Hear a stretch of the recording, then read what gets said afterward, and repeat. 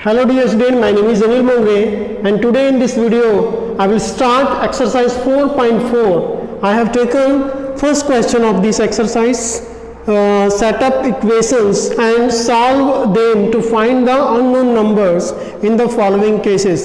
तो हमको equation setup करना है और इक्वेशन को सॉल्व करना है और सॉल्व करने के बाद हमको अननोन नंबर मिलेगा। ठीक है, तो हमको इक्वेशन पहले बनाना है, उसके बाद उसको सॉल्व करना है। वेरिएबल को, वेरिएबल क्या होगा, एक्स वाई या जेड कुछ भी ले सकते हैं और उस वेरिएबल का वैल्यू निकालना है तो जिससे हमको अननोन नंबर का वैल्यू मिल जाएगा। ठीक है, तो इसको सेटअप करने के लिए कभी भी अननोन नंबर को हमको क्या लेना है, एक्स लेना है या वाई लेना है या जेड लेना, वो हमारा वेरिएबल हो जाएगा। उसके कंडीशन के अकॉर्डिंगली हमको सेटअप करना है इक्वेशन को। तो चलिए देखते हैं फर्स्ट क्वेश्चन।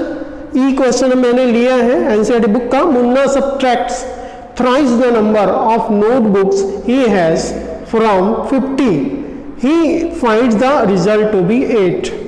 तो यहाँ पर देखिए मुन्ना क्या करता है, सब्ट्रैक्ट करता है। किस चीज़ों को सब्ट्रैक्ट करता है, thrice the number of notebooks he has, मतलब उसके पास जितना नोटबुक है उतने नोटबुक का थ्राइस मतलब 3 मल्टीपल। ठीक है, तो उसको बोलेंगे थ्राइस। तो उससे मतलब उसको सब्ट्रैक्ट करते हैं 50 से, तो उसके पास रिजल्ट जो आता है वो क्या आता है, 8 आता है। तो सबसे पहले हमको यहाँ पर क्या पता नहीं है वो फाइंड आउट करना है। क्या पता नहीं है, नंबर ऑफ नोटबुक ही हैज। ठीक है, तो ये टर्म जो है क्वेश्चन में नंबर ऑफ नोटबुक्स, ये इंपॉर्टेंट टर्म है, तो इसी को हम मानेंगे let the number of notebook be X. तो चलिए बनाते हैं सॉल्यूशन। बी एक्स, तो मान लीजिए नंबर ऑफ नोटबुक्स क्या है, मुन्ना के पास में एक्स है।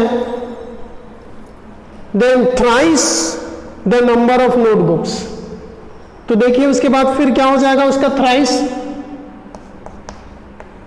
Then thrice the number of notebooks, ये हो जाएगा इक्वल टू 3 इंटू एक्स। ठीक है, ये हो जाएगा thrice the number of notebooks. अब उसके बाद क्या दिया है, उसको सब्ट्रैक्ट करते हैं किससे, 50 से। ठीक है, ये जो नंबर ऑफ नोटबुक को थ्राइस से मल्टीप्लाई किया, 50 से सब्ट्रैक्ट करते हैं, तो हमको क्या मिलेगा, 8 मिलेगा अकॉर्डिंग टू क्वेश्चन। 50 से सब्ट्रैक्ट करते हैं, 50 माइनस 3x इक्वल टू क्या आया, 8। इक्वेशन इज सेटअप, यहाँ पर लिख सकते हैं इक्वेशन तब हो गया हमारे पास में। अब यहाँ पर देखिए ये अननोन वैल्यू मतलब नंबर ऑफ नोटबुक्स, इसका वैल्यू हमको निकालना है।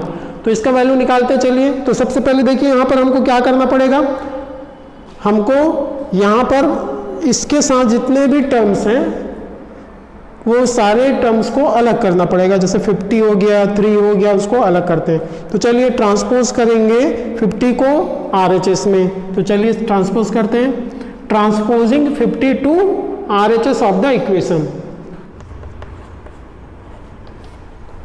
तो यहाँ पर देखिए हमने ट्रांसपोज कर दिया 50 को, तो यहाँ पर बचा 8 में से 50 गया, माइनस में आएगा जो भी आंसर है, तो 42 आएगा, वो माइनस में आएगा, minus 3x equal to minus 42, मतलब 8 में से माइनस करने के बाद। तो देखिए यहाँ पर माइनस है, यहाँ पर भी माइनस है। अब यहाँ पर डिवाइड करते हैं, क्लियर है, डिवाइड करेंगे -3 से both sides of the equation. तो ये क्या हो जाएगा, minus 3x upon -3 equal to minus 42 upon -3। तो ये हो जाएगा -3 कैंसिल, और ये माइनस माइनस कैंसिल, और 3 1 जा 3, और यहाँ पर क्या बचा 1, तो 1 और 2 मिला के 12 हो गए, तो 3 4 जा 12। तो ये हमारे पास क्या बचा, x इक्वल टू, यहाँ पर x बस बचा, यहाँ पर 14। So this is the required number of books, this is the answer. तो इसका नेक्स्ट क्वेश्चन, F क्वेश्चन मैंने लिया है। Even Hull thinks of a number, if she adds 19 to 8 and divides the sum by 5, she will get 8। तो Even Hull एक number के बारे में सोचती है और उस नंबर में 19 को ऐड करती है। तो ऐड करने के बाद में जो भी नंबर उसको मिलता है उसमें वो डिवाइड करते हैं 5 को, और जिससे उसको मिलेगा 8।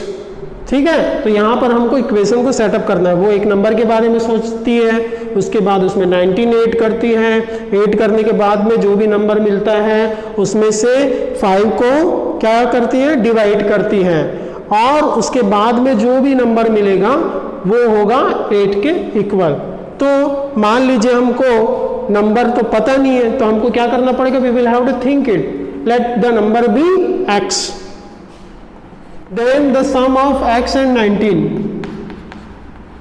then the 19 कितना हो जाएगा, x and 19 का सम x प्लस 19।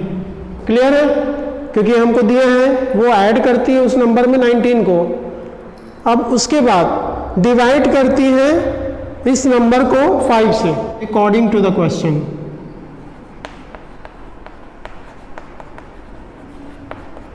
तो देखते हैं अकॉर्डिंग टू द क्वेश्चन, अब x प्लस 19 में वो डिवाइड करती है 5 को, तो उसको मिलता है 8।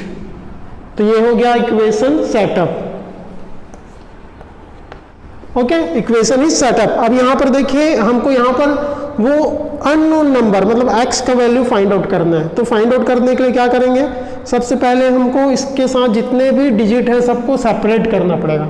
तो सबसे पहले यहाँ पर डिवाइड किससे हो रहा है, 5 से, तो हमको क्या करना पड़ेगा, 5 को हटाने के लिए, सेपरेट करने के लिए क्या करना पड़ेगा, एग्जैक्टली हमको 5 से मल्टीप्लाई करना पड़ेगा।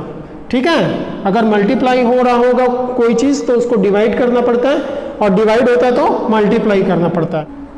तो देखिए यहाँ पर डिवाइड हो रहा था, हमको क्या करना पड़ेगा, multiplying both sides of the equation by 5 we get. तो देखिए हमको क्या मिलेगा, 5 into x plus 19 divided by 5 equal to 5 into 8, क्योंकि मल्टीप्लाई कर रहे हैं तो दोनों साइड से मल्टीप्लाई करना पड़ेगा। तो 5 1 जा 5, बचा क्या हमारे पास में, ये हो जाएगा x प्लस 19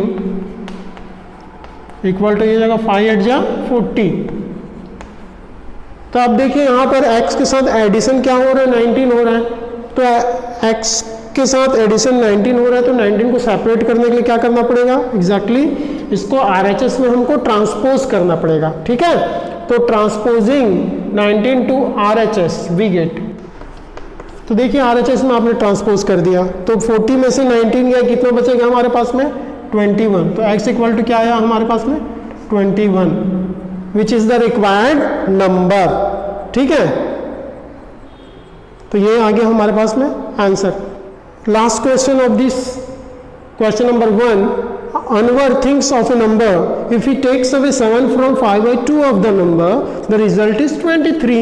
तो अनवर एक नंबर के बारे में सोचता है, और जो नंबर के बारे में सोचता है तो उस नंबर के 5/2 से वो 7 को सब्ट्रैक्ट कर देता है, तो उसके बाद रिजल्ट मिलता है 23। तो आपको फाइंड आउट करना वो नंबर क्या है, तो let the number be x। ठीक है, तो नंबर x है। अब उसके बाद 5/2 ऑफ द नंबर क्या हो जाएगा, देन 5/2 ऑफ x, ये क्या हो जाएगा, 5/2x हो जाएगा, क्योंकि मल्टीप्लाई करोगे तो मतलब 5x/2 या 5/2x दोनों लिख सकते हैं। अब ये हो गया आपके पास में। अब उसके बाद में इस नंबर से वो क्या करता है, सब्ट्रैक्ट करता है 7 को, तो क्या मिलेगा, 23। तो यहाँ पर लिख सकते हो अकॉर्डिंग टू द क्वेश्चन। तो देखिए अकॉर्डिंग टू द क्वेश्चन क्या हो जाएगा, 5/2x माइनस 7 इक्वल टू 23। ये हो गया आपका इक्वेशन सेटअप हो गया आपका, क्योंकि 5/2 जो नंबर का उसमें से 7 को सब्ट्रैक्ट करेंगे 23 मिल रहा है। तो देखिए यहाँ पर इस टर्म से सब्ट्रैक्ट क्या हो रहा है, 7। अब देखिए 7 को ट्रांसपोज करेंगे RHS में। ठीक है, तो हमको क्या मिलेगा, 5/2x इक्वल टू 23 प्लस 7। यहाँ पर लिख सकते हैं ट्रांसपोजिंग -7 टू RHS। तो RHS में आपने ट्रांसपोज कर दिया, तो ये आपको मिल गया 5/2 x इक्वल टू क्या हो जाएगा 23 और 7 30। अब यहाँ पर देखिए हमको 2 डिवाइड हो रहा है तो 2 से क्या करना पड़ेगा, मल्टीप्लाई करना पड़ेगा, सेपरेट करना है 2 को, ठीक है। तो यहाँ पर multiplying both sides of the equation by 2 we get,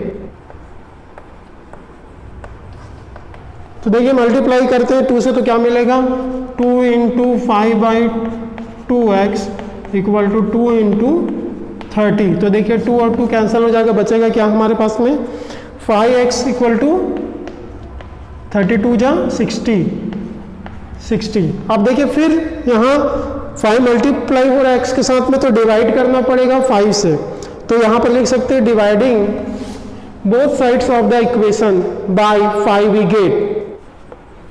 तो देखिए 5 से डिवाइड करेंगे तो क्या हो जाएगा 5x divided by 5 equal to 60/5। 5 1 जा 5 बचेगा हमारे पास में x, 12 5 जा 60, तो यहाँ पर हमारे पास आया 12। So the required number is 12।